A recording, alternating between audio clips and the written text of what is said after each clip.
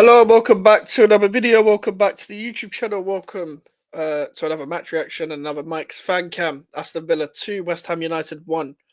And yeah, big up to everyone that was in that mess of a watch along. Shout out to everyone that stuck through anyway, but it was a bit of a mess in the end. Um, but listen, leave a like on the video, subscribe if you're new.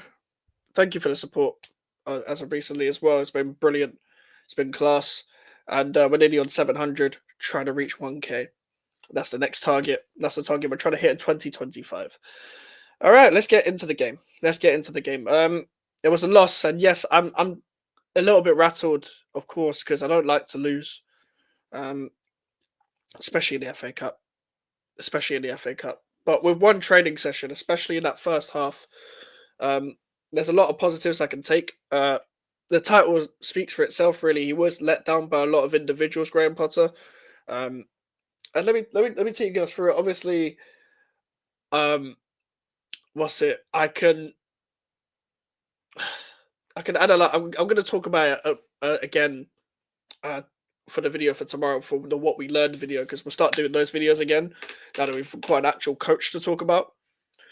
But starting with the lineup, like the lineup was good for what it was because we have Emerson's injured, Tadebo's injured, Areola's injured, and listen, Fabianski will probably start anyway, but Areola's injured, um, Bowen's injured, Antonio is injured. Like we've got a few injuries. Then in this game, Somerville and Fulkirk got injured. Fulkirk's I do it is I don't know how long Fulkirk is going to be out for, but rule out his season. Rule out his season. Like I like he actually started well. I'm pretty sure he played part in a goal with the flick on. It was similar to how we played against Man City. Funny enough, under Lopetegui, but a bit more structured, and players were actually happy. That pass from Kudus to Somerville is what I want to see from Mohamed Kudus. So let me start with Mohamed Kudus because I'm really disappointed. I'm really really disappointed. I hold you to a higher standard, and I keep the same energy. So for me, I've got to go in on you a bit more. Pause. Um, Today, like you started really well. Like I'm not actually talking to him, but you know what I mean. Like creatively, pace, ball retention, etc. Very good. It was very good. It was very very good. However, um, my whole thing is when we went 1-0 up, we were trying to see out the game, and Kudus was pressing well. He's tackling well. But something changed in the second half. I don't think, and I'm not going to blame it on subbing on Sufal that disrupts the whole team. Yes, it didn't help, well, due to the circumstances, but I'm not going to blame that on the way Kudus performed in the second half. I didn't even blame the last game under Lopetegui on Mohamed Kudus, as in I didn't blame Lopetegui in his last game on Mohamed Kudus's performance. It was his simple passing. You got no excuses now. You're playing under a coach now. You got no excuses. You're a more talented player than you are showing. You are. You are a more talented player than you are showing. The stuff you did for Somerville's goal. I know you're capable of that kind of stuff. And when we were passing through in possession, which I hope we learn to do a lot more in games, is what I like to see. There was a good little 1-2 with Scholes and Suchek that I saw. And I'm like, well done. That's what I want to see a lot more. Well done to Thomas Suchek today. Great performance, tackling, everything, winning the ball. And he was good on the ball today as well. He's not the most mobile and he will get caught out because I know what his limits are, but well done to him. We will need to upgrade on that position, on everyone in that position in the midfield. But well done to him today. He can hold he's a player that can hold himself up high for most of the game. Kudus can't. Kudus can't today. You can say that you had a good first half, and cool, Somerville coming off doesn't help, but that's not an excuse. A lot of it wasn't down to Somerville not being on the pitch because Sufa, when he came on, started off really well. And to be honest, he didn't do that bad when he came on, so you can't blame it on Sufa. Wan-Bissaka is not a bad person to link up with either. He has his limitations, yes, but he played well. He played well. I've got nothing. There was nothing wrong with Wan-Bissaka, really. With Mohamed Kudus, however, I need a lot more from you. I need a lot more from you. Like, we're probably going to sell you anyway because naturally clubs are going to go in. Clubs are going to go in for you. Clubs are going to be interested. But 85 million was always going to be the price tag that I would take anyway. Uh, and it'll be a good reinvestment. Like, you've got to perform for the rest of the season. I'm not going to. If you carry this on, I'm going to turn on you.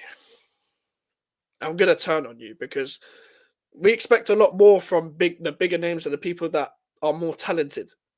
Like Paquetá, yeah, and that's too many minutes on Kudus, but like Paquetá, for example, today he started well when he dipped, but he can at least hold himself with some form of dignity. He does still need to stop giving away the ball, like at basic areas. However, it was a massive improvement from what we previously seen. He was playing on the left wing, but not really. He was playing on it as an inside 10, by tracking back as a left winger to help out Ollie Scholes. His tracking back and him and Somerville tracking back in the first half was really good. But you should be doing well tracking back. But it was just the way we were structured was really good. Potter was let down by individuals today. Uh, Somerville, I hope he's okay. I really hope he's okay. I hope it's just precautionary, and I hope he's back for Fulham. If not, then play Guilherme. Play Guilherme. He didn't really get to do much when he came on. He didn't really have much of the ball. However, fuck it, just play him. He's got a proper coach with him now. He's got a proper coach with him now. So hopefully he'll get more minutes. And we don't have many attackers there anyway. I didn't like the substitutions. Don't get me wrong. I didn't see the point of putting Aaron Cresswell on for Skulls, but maybe it was to rest Skulls and hopefully he plays against Fulham. Maybe he fully trusts Ollie Skulls now. I'm hoping. I'm hoping.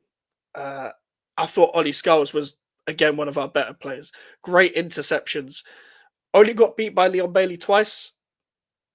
Like 1v1, only really got beat twice.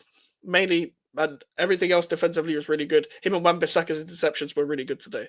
Now let's get on to two bozos. Speaking of bozos, the bozo I put in your name, Mavrobozo. Konstantinos Mavrobozo. Fucking awful. Absolute fucking shit.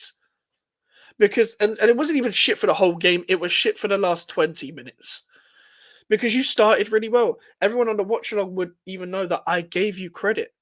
I gave you credit for marking out Ollie Watkins and reading the game and stuff, but first of all, the fucking Phil Jones impression trying to headbutt someone, you got your own stupid square fucking stupid head injured by headbutting it. Did you really think you were getting the ball there? Oh, he put his body on the line. You started really well. Your reading of the game was good, but why did you have to switch off?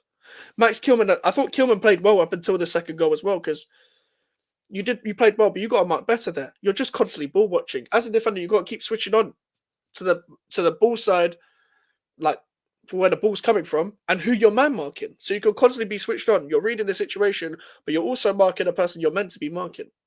So all of it makes sense. Who else played? I don't know.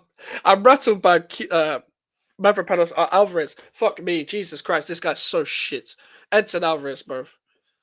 Oh, let's talk about Edson Alvarez, man. You're so bad.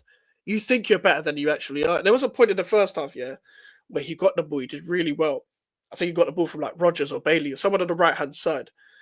And then he started dribbling. This guy thinks he can start dribbling. You know when you play FIFA and you press the right analog stick in one of the old FIFAs where you can constantly pace past your fullback? He was doing that. That was like his touch. That was what his touch was. His touch is baggy. And his face looks like a plate. You got a head shape of a plate, bro. Plate face in midfield. I've had enough of you. One of the most immobile players I've ever watched at this club. Him and Rodriguez gets a lot of hate, but he was only meant to be a squad player. This guy's younger, but he's still got more experience. You're meant to be more suited for the Premier League. You are shit. You are genuinely shit. The fact that we have to put up with you probably for the rest of the season is worrying in itself. Not because we're going to get relegated or anything, because we're not. But it's more of a case of, like, you're just not good enough for this club and you need to leave. If Monaco are genuinely interested in you, then someone needs to be fired at Monaco. But please go there. Please go there. You need to go there. This is not for you, my friend. This life is not for you. But it is what it is. It's not all on you. But this life ain't for you. Souček was playing better in a possession-based system, and you're meant to be this guy who's come from Ajax that knows possession-based football. And by the way, only one training session, so I'm keeping the same energy of everyone. If Souček can play well in one training session and just get his head down and you did well being captain today, you have no excuse either. Souček showed you how to put in a proper midfield performance today. And this is coming from me, by the way, who doesn't rate Thomas Souček. I don't rate. But he played well today. He played really well today. One of our better players in the 90 minutes. It's a shame that Fulcrook got injured. Danny Ings at the end, like, you could have had 2 goals, but that goal at the end, like that one at the end, I didn't think we were going to score anyway. I didn't think we were going to equalise, but Jesus Christ, man. Like, the thing is, you can't sit back on a 1-0, and we can't sit back on a 1-0. But given the circumstances that Potter had, the fact that we only hired him 1 day before an FA Cup game, he did well. He did well. He did well. The individuals let him down. And we've got players to come back, and I think we'll look better when players come back. There's a lot of positives to look forward to, and we're going to break the game down more tomorrow. And we'll have another reaction video because it looks like David Moyes is going to Everton, so that should be quite funny. It should be quite interesting. But listen, people, I don't think I've got anything else to talk about. Congrats to Villa. Go and do well in the FA Cup. They weren't good today in the first half. In the first half, but they switched on in the second half. We actually stood quite well in the second half. I'll talk about this as well. Somerville. Listen, my guy, you get to be free now. Lopetegui's gone. And you played absolutely exceptional before you came off. So I'm hoping more of that. That right wing back role, we're going to talk about that more tomorrow. Make sure to leave a like on the video. Make sure to subscribe if you're new. Social medias are in the description if you want to follow me and email for the inquiries. And I'll see you guys later. Goodbye.